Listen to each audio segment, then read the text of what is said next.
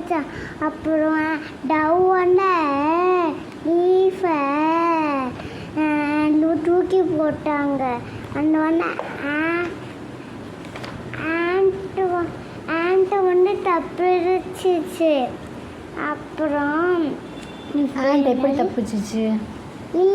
Leaf வந்து அதுக்கு மேலே ஏறி அப்படியே எஸ்கேப் ஆயிடுச்சு.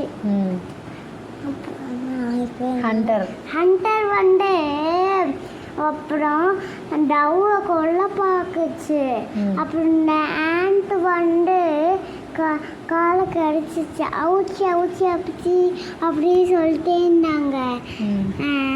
அப்புறம் ஆண்ட் அண்ட் டவ் ஹாப்பி ஆயிட்டாங்க. சூப்பர்.